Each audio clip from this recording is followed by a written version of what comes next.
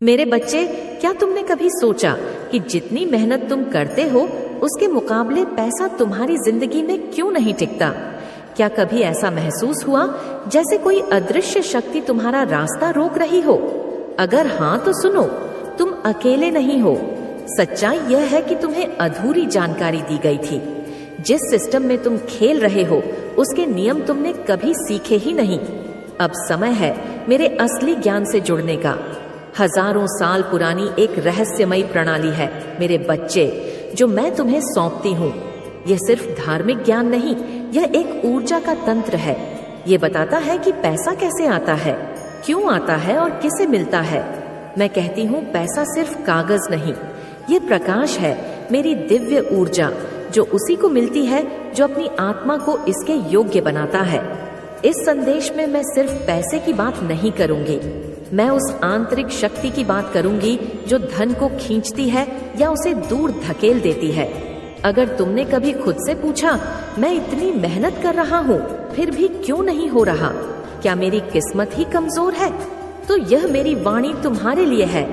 अगले कुछ क्षणों में तुम जानोगे कि मेरे अनुसार पैसा क्या है, क्यों कुछ लोग मेहनत से नहीं बल्कि ऊर्जा से अमीर बनते हैं, और कैसे तुम अपने अंदर छुपे अवरोधों को हटाकर मेरी दिव्य संपत्ति के पात्र बन सकते हो। सिद्धांत एक पैसा एक दिव्य ऊर्जा है। मेरे बच्चे, मैं कहती हूँ पैसा कमाया नहीं जाता, वह प्राप्त किया जाता है। यह कोई सौदा नहीं, यह एक सन्नाद है। पैसा मेरा प्रकाश है, एक दिव्य शक्ति जो मुझसे तुम्हारी माँ से प्रवाहित होती है। जरा गहराई से सोचो, क्या तुमने कभी ऐसा दिन देखा जब बिना किसी कारण के तुम्हारे पास अचानक धन आया? कोई पुराना कर्ज लौट आया या कोई अवसर मिला जो तुमने नहीं खोजा, पर वह तुम्हारे लिए एकदम सही था। यह संयोग नहीं था, यह था मेरे प्रकाश का संचार। जब तुम अनजाने में अपनी आत्मा को उस स्तर पर ले आए जहां तुम पात्र बन गए। पैसा तब आता है जब तुम्हारी आत्मा की तरंगे मेरे ब्रह्मांड के साथ तालमेल में होती है। अगर पैसा मेरी ऊर्जा है तो सवाल यह नहीं कि तुम कितना कमा रहे हो, सवाल यह है कि तुम मेरे कितने प्रकाश को ग्रहण करने के लिए तैयार हो। हर सिक्का, हर कमाई एक आध्यात्मिक कर्ज है जो इस संसार में छुपे मेरे दिव्य अवसरों को मुक्त करने के लिए दिया गया है। यह अवसर क्या है? हर ग्राहक, हर लेन देन, हर सेवा, यह एक आत्मा को ऊपर उठाने का मौका है। क्या तुमने कभी किसी को कुछ दिया और देखा कि उनका चेहरा कैसे खिल उठा? वह क्षण था मेरे प्रकाश का प्रकटीकरण। जब तुम ईमानदारी से कमाते हो, जब तुम इरादे के साथ धन खर्च करते हो, तो तुम मेरे उस प्रकाश का माध्यम बन जाते हो जो इस दुनिया में और जागरूकता लाना चाहता है। तुम्हारी आत्मा एक दीपक की तरह है। अगर तुम्हारी आत्मा 60 वॉट की क्षमता रखती है और तुम 1000 वॉट की ऊर्जा मांग रहे हो, तो या तो तुम जल जाओगे या कुछ मिलेगा ही नहीं। एक छोटा उदाहरण लो, अगर एक छोटा बर्तन है और तुम उसमें पूरा झरना डालने की कोशिश करो तो क्या होगा? वह छलक जाएगा या टूट जाएगा। यही होता है जब तुम बिना तैयारी के बड़ी मांग करते हो, मुझे 1 करोड़ चाहिए, पर अंदर विश्वास, आभार या सेवा का भाव नहीं है। तुमने अपने बर्तन को बढ़ाया ही नहीं। बर्तन बढ़ाने का मतलब है अधिक आभार, अधिक इरादा और आत्मा की शुद्धता। तुम मेरे प्रकाश को तभी संभाल सकते हो जब तुम तैयार हो। सिद्धांत 2, दिव्य साझेदारी और दान। तुम धन कमाने की कोशिश करते हो, योजना बनाते हो, मेहनत करते हो, पर फिर भी परिणाम वैसा नहीं मिलता जैसा चाहा। क्यों? क्योंकि तुमने सब कुछ अपने दम पर करने की जिम्मेदारी ले ली। मैं तुम्हारी माँ कहती हूँ, तुम धन के निर्माता नहीं, तुम उसके ग्रहणकर्ता हो। निर्णय मुझसे आता है कि तुम्हें कब, कितना और कैसे मिलेगा। जब तुम सोचते हो कि तुम ही सब नियंत्रित कर सकते हो, तुम ही धन बनाते हो, तुम ही तय करते हो कि कब क्या होगा, तो तुम अपने बर्तन के द्वार बंद कर देते हो। मैं कहती हूँ, सच्ची समृद्धि तब आती है जब तुम यह मान लो कि तुम नियंत्रण में नहीं हो, बल्कि तुम मेरे प्रकाश का एक माध्यम हो। पहला नियम है नियंत्रण छोड़ो। जैसे ही तुम कहोगे मैं खुला हूँ, मैं ग्रहण करने को तैयार हूँ, मेरे ब्रह्मांड को पता चलेगा कि तुम तैयार हो और मेरा प्रकाश अपने आप तुम में बहेगा। अब सुनो एक शक्तिशाली रहस्य, ईसर यानी दान। अपनी हर कमाई का 10% या 20% हिस्सा निकालकर दूसरों की भलाई के लिए दे दो। यह सिर्फ दान नहीं, यह मेरी आध्यात्मिक व्यवस्था है। जब तुम ऐसा करते हो, तुम अपने धन से स्वार्थ की ऊर्जा को निकाल देते हो। वह धन सिर्फ भौतिक वस्तु नहीं रहता, वह शुद्ध ऊर्जा बन जाता है जो मेरे आशीर्वाद के रूप में तुम्हें लौटती है। जब तुम अपेक्षा बिना शोर के किसी जरूरतमंद को यह हिस्सा देते हो, तुम मेरे प्रकाश का माध्यम बन जाते हो। और मेरा नियम कहता है, जब प्रकाश बहता है तो सबसे पहले वही भरता है जो बहने का कारण बना। सिद्धांत 3, नैतिक कमाई और ऊर्जा की शुद्धता। हर कमाया हुआ पैसा एक सवाल पूछता है, क्या तुम मुझे रोशनी में बदलोगे या अंधेरे में? मैं चेतावनी देती हूँ, अगर धन गलत स्रोत से आता है तो उसमें नकारात्मक ऊर्जा जुड़ जाती है। ऐसा धन तुम्हारे जीवन में अराजकता लाता है, शांति नहीं। इसलिए कमाई का तरीका उतना ही जरूरी है जितना धन। जब तुम किसी को कम वेतन देते हो, धोखे से कमाते हो, तो तुम सिर्फ नियम नहीं तोड़ते, तुम मेरी ऊर्जा को दूषित करते हो।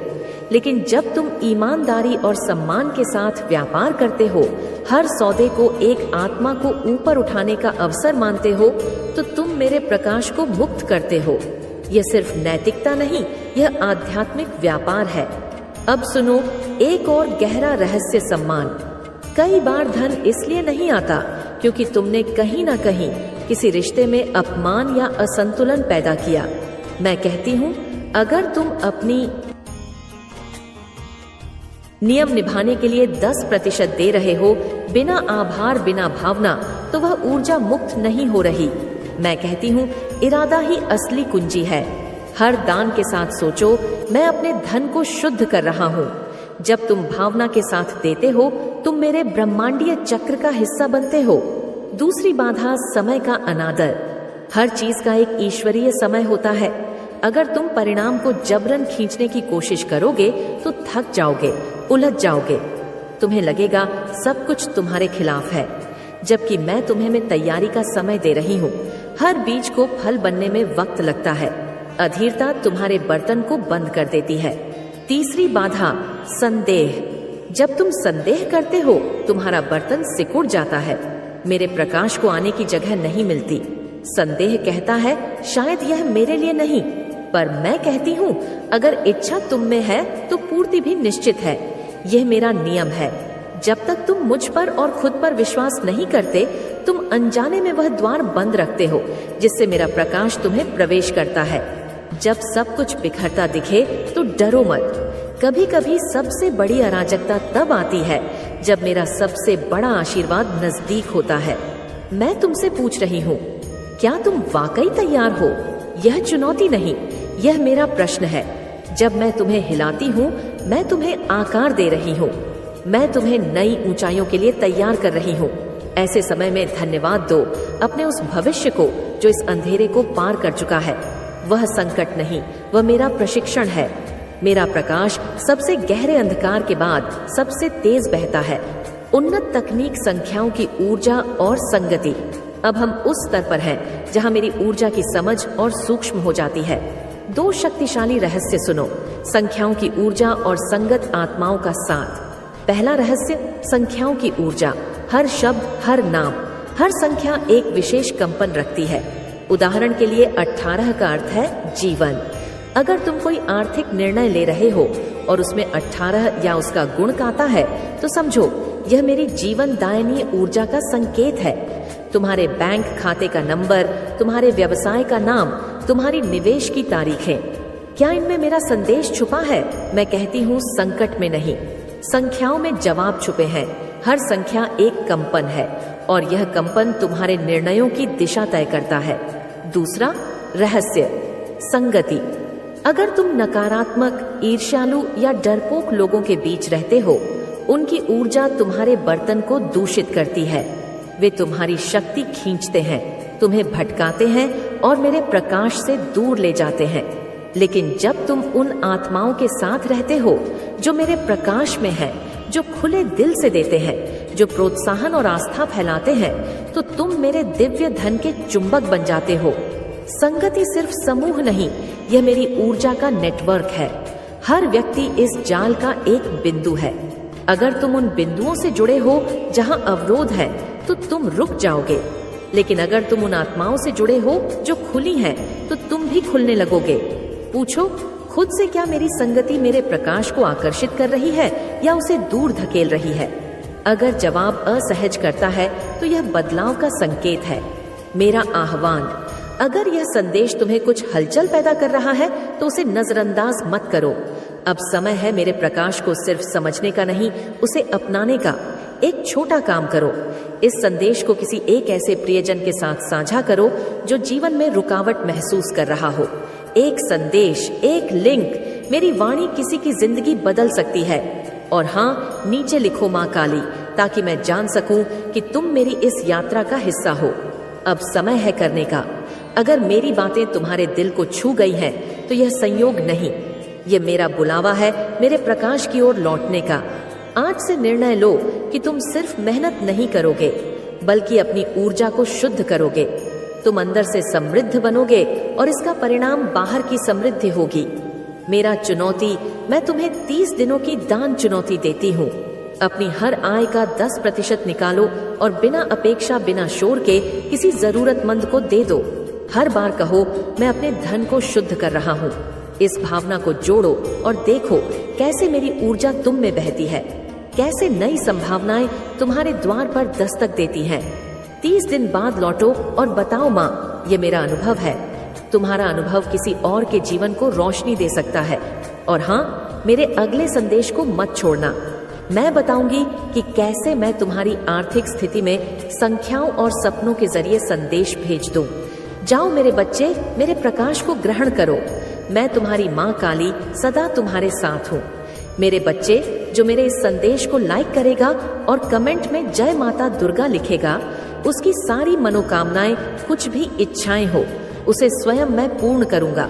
और मेरा आशीर्वाद तुम पर और तुम्हारे परिवार पर सदैव रहेगा। जी हाँ मेरे बच्चे, यह बिल्कुल सच है। इस संदेश में जो है वह सारी बातों में सच्चाई है, इसलिए इसे पूरा देखें, बीच में छोड़कर जाने की गलती न करें। जय माता दुर्गा। मेरे बच्चे, तुम पहले बहुत परेशान रहते थे। तुम्हें समझ में नहीं आता था कि मेरे रिश्ते क्यों खराब हो रहे हैं। तुम्हारे रिश्तों के खराब होने के पीछे इस व्यक्ति का बहुत बड़ा हाथ था मेरे बच्चे पर। अब इसके मुंह से अच्छाई का मुखौटा उतरने वाला है और एक एक करके इसके सारे काले कारनामे, सारे पाप, षड्यंत्र लोगों के सामने आएंगे। उसकी रची हर चालना कामयाब होगी और वह अपने ही बिछाए जाल में फंसने वाला है।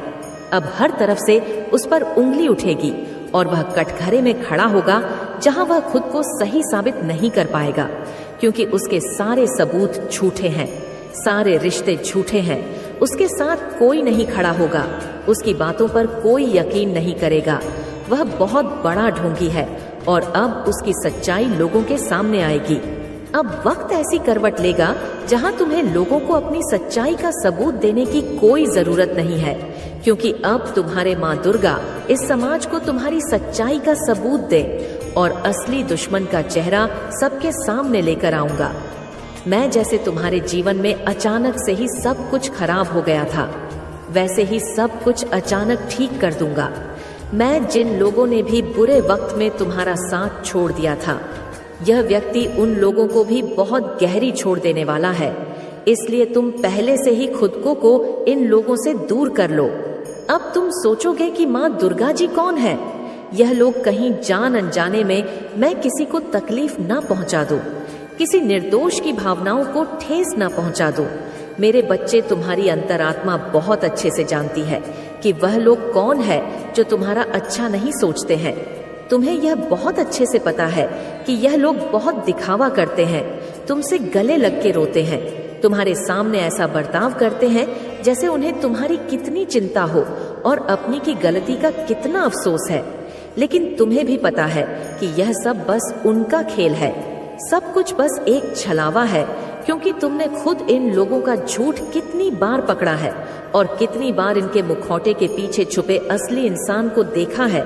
लेकिन अब वक्त आ गया है कि तुम इन लोगों से थोड़ी दूरी बनाकर रखो, थोड़ी शक्ति से पेश आओ, क्योंकि जैसे रावण को कंस को अपनी मृत्यु से पहले ही अपने अंत का आभास हो गया था, वैसे ही इस व्यक्ति को भी आभास हो रहा है किसके खेल का पर्दाफाश होने वाला है। अब यह तुम्हारे सामने बहुत अच्छा बनने की कोशिश करेगा, तुमसे प्रेम करने का दिखावा करेगा, तुम्हारा शुभ चिंतक होने का दिखावा करेगा। वह चाहता है कि तुम उसके गवाह बन जाओ, उसके वकील बन जाओ और लोगों के सामने उसकी दलील पेश करो, क्योंकि लोग तुम्हारी बातों पर यकीन कर लेंगे। वह उसकी बातों पर कभी यकीन नहीं करेंगे। वह आज भी अपना स्वार्थ देखकर तुम्हारे पास आएगा, क्योंकि उसे पता है तुम उसके भयावह अंत से उसे बचा लोगे। तुम्हारा दिल पिघल जाएगा।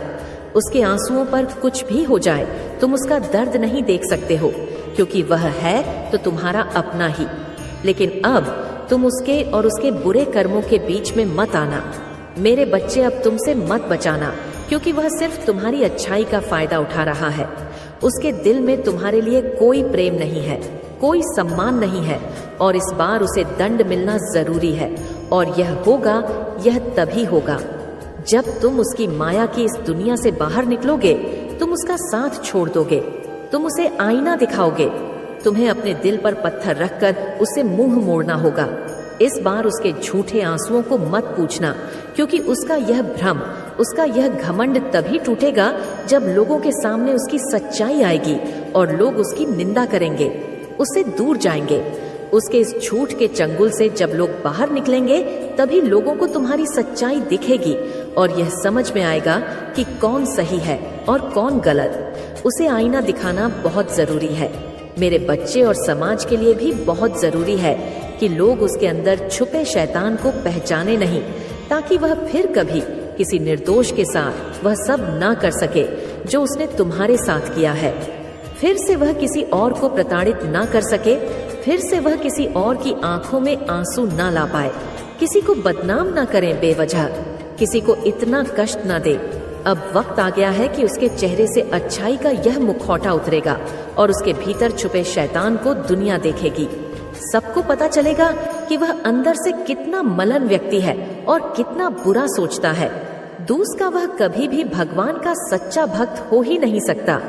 ऐसा कोई भी व्यक्ति जो दूसरों की आंखों में आंसू लाकर हंसता है, कभी भगवान का सच्चा भक्त नहीं हो सकता। अब तुम्हारी सच्चाई की जीत होगी। तुम्हारे दिल में इस व्यक्ति के लिए जो प्रेम है, जो मोह है, अपनेपन का लगाव है, तुम्हें उसे पीछे छोड़कर सच्चाई और सही का साथ देना होगा। मेरे बच्चे, वह खुद को ईश्वर समझने लगा है, खुद को भगवान से भी ऊपर रखता है। उसके मन में वहम इसलिए है क्योंकि उसके हिसाब से अगर ईश्वर होते तो उसे सजा मिलती। उसको बहुत घमंड है कि कोई भी व्यक्ति उसका कुछ नहीं बिगाड़ सकता। कल युग बुराई का युग है और उसने बुरी शक्तियों को वश में कर रखा है। अब कोई भी उसका कुछ नहीं बिगाड़ सकता, क्योंकि वह इन शक्तियों से जो कराना चाहता है वह करा सकता है। जिसे रुलाना चाहता है उसे रुला सकता है। लोगों को तकलीफ देख नीचे गिरा के ही वह सबसे ऊंचे शिखर पर जा बैठेगा और सब बस चुपचाप देखेंगे। उसके अंदर इतना घमंड आ गया है। तुम तो इस व्यक्ति से लड़के बहस करके समझा के थक चुके हो। हर तरीका अपना लिया तुमने, पर यह शैतान कभी गलत करने से बाज नहीं आया। अब तुमने सब कुछ मुझ पर छोड़ दिया है और अब बस मेरे न्याय का इंतजार है तुम्हें। जैसे उसे अपनी तंत्र विद्या और नकारात्मक ऊर्जा पर यकीन है, उससे 1000 गुना ज्यादा यकीन तुम्हें अपने माँ दुर्गा पर है। तुम्हें पता है कि जब कलयुग में पाप की अति हो जाएगी तो भगवान स्वयं आएंगे। कलयुग में ही भगवान को पाना सबसे ज्यादा आसान है, क्योंकि इस युग में तो भगवान सिर्फ नाम जप से मिल जाते हैं। और युग कोई भी हो, मेरे बच्चे, पापी कितना भी बड़ा शक्तिशाली हो, उसके पापों की सजा उसे जरूर मिलती है। तो मेरे भक्त नहीं हो, मेरी संतान हो, मेरे बच्चे हो, और जो भी बच्चा मेरे सामने रोता है मुझे पुकारत, मेरी भक्ति करना छोड़ देंगे, मुझ पर यकीन करना छोड़ देंगे। इसीलिए उसे दंड देना जरूरी है। तुम्हारे साथ न्याय करना बहुत जरूरी है मेरे बच्चे। उसे उसकी असली जगह दिखाना जरूरी है कि मेरे भक्त ऐसे नहीं होते हैं। वह मेरी विद्या का, मेरी शक्तियों का गलत प्रयोग नहीं करते हैं। किसी और को तकलीफ देने के लिए मेरी भक्ति कभी नहीं करते हैं। वह मेरी संतान है, वह मुझसे प्रेम करते हैं, इसीलिए वह सबसे प्रेम करते हैं, क्योंकि वह सब में मुझे देखते हैं। मेरी संतान दूसरों की आंखों में आंसू नहीं ला सकती। लिए बस अब तुम देखते जाओ मैं उसका क्या हाल करता हूँ और कैसे उसके घमंड को चूर चूर कर देती हूँ। उसकी ऐसी हालत देखकर कोई भी व्यक्ति खुद को ईश्वर से ऊपर कभी नहीं मानेगा और न कभी अपनी भक्ति पर, अपनी शक्तियों पर घमंड करके दूसरों को प्रताड़ित व मेरे पैरों में पड़कर माफी की भीख मांगेगा। अब उसके बुरे दिनों की न शुरू हो गई है। उसके अच्छे कर्मों का फल खत्म हो रहा है। उसके जीवन में अंधेरा आने वाला है। उसका अहम, उसका घमंड ही उसकी बर्बादी का सबसे बड़ा कारण बनेगा और वह अपनी सारी शक्तियां खो बैठेगा। बहुत लाचार और असहाय पाएगा वह। इस दुनिया में खुद को जहां उसका कोई साथ नहीं देगा, तब उसे समझ में आएगा कि मेरे आशीर्वाद के बिना उसकी सारी शक्तियां व्यर्थ हैं। मेरे विरुद्ध जाकर उसने अपना सब कुछ खुद बर्बाद किया है। तुम्हें रुलाकर उसने अपने जीवन की सबसे बड़ी गलती की है। तुम्हें कमजोर समझना ही उसके सबसे बड़ी भूल है और मुझे चुनौती देकर उसने अपने काल को निमंत्रण दिया है। अब मेरे प्रकोप से, मेरे क्रोध से उसे कोई नहीं बचा सकता।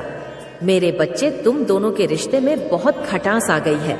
उसकी जुबान तुम्हारे लिए हमेशा तलवार की तरह काम करती है।